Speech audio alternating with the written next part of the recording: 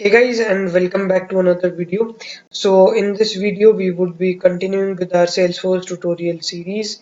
So if you haven't watched and subscribed to the channel and the playlist yet, I do recommend you all to have a walkthrough with this tutorials so that it might help you with your uh, Salesforce journey.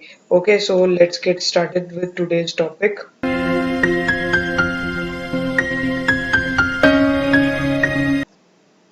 So today we would be dealing with the practical scenario of your master detail relationship. Okay, guys. So in the previous video we understood about the master detail relationship, and in this video we would be understanding a practical use case of that. Okay.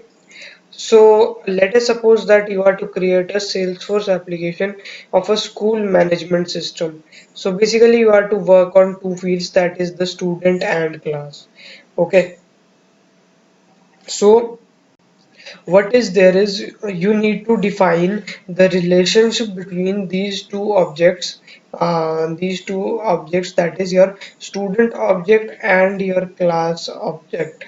Okay, so what would be the relationship between the two? So what we can see here is, can a student exist without a class? No, na.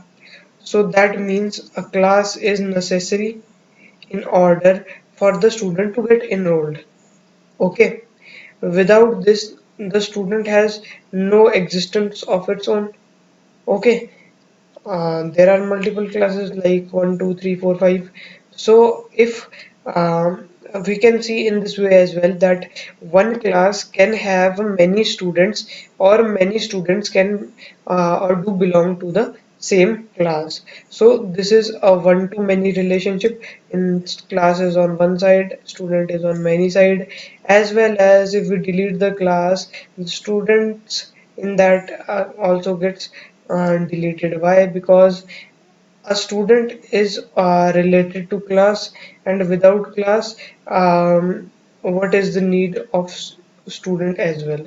Okay, so yeah, in that this could be a use case for this. So we could create a master detail relationship where your master is your class and student is your detailed object. Okay, because if there is a student ABCD and he does not belong to any class, so how we can modify, or how we can segregate the data? Like if anyone wants the data or the marks of this students of class 10th, so how he could get the marks for that if there is no class? Okay, so that is the point in here. So how to create it is the simple basic steps that we created in the previous videos.